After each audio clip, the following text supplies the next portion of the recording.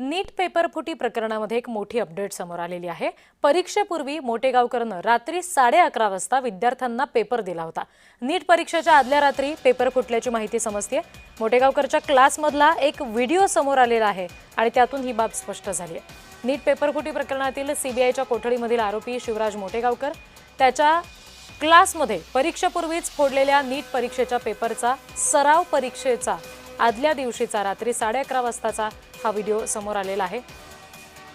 Video Shivraj Motegaonkar यांच्या Facebook पेजवर upload करण्यात आलेला होता। रात्रीचे 11:30 वाजत आले। मोटेगावकर सर आणि अंकित सर इथं आमची रिव्हिजन घेत आहे केमिस्ट्रीची।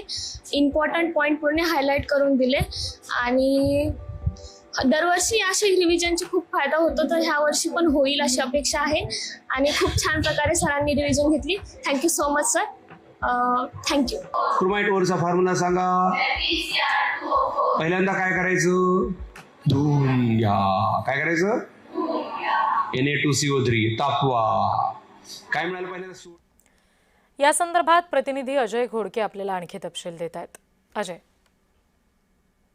रिद्धी, आपण जर पाहिलं तर परीक्षा जेव्हा ह्या लिलाव बनत असतात तेव्हा मेरिट हे कचऱ्यासारखं होत असतं आणि तशाच पद्धतीचं या ठिकाणी लातूरमध्ये चित्र पाहायला मिळतंय।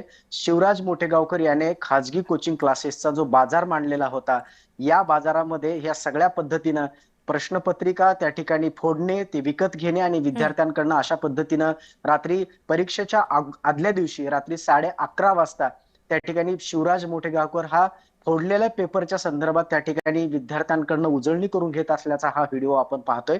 एकंदरीत आपण जर पाहिलं तर शिवराज मोटेगावकर याने PV कुलकर्णीच्या माध्यमातून पेपर मिळवल्याचं त्या ठिकाणी सांगण्यात येतंय। पण दुसऱ्या बाजूला त्या ठिकाणी लातूर मधला बालरोग तज्ञ असलेला एक पालक जेव्हा देशातली ही पालकाला अटक झालेली पहिलीच वेळ आहे आणि ही लातूरमध्ये त्या ठिकाणी अशा पद्धतीने समोर येते, त्याच्यामुळे याचं जे नेटवर्क आहे आणि शिवराज मोटेगावकरनं ज्या पद्धतीनं हा शिक्षणाचा बाजार मांडलेला होता, त्याने शेवटच्या टप्प्यामध्ये प्लॅटिनम बॅच आणि VIP बॅच अशा 2 प्रकारच्या बॅच करायचा, पेपर फोडायचा आणि त्या ठिकाणी पेपर त्या ठिकाणी विद्यार्थ्यांकडनं उजळणी करून घ्यायचा। आता खरं पाहिलं तर या तपशील सुद्धा तुमच्याकडून घ्यायचे आहेत अजय, तुम्ही आमच्याशी असेच जोडलेले राहा।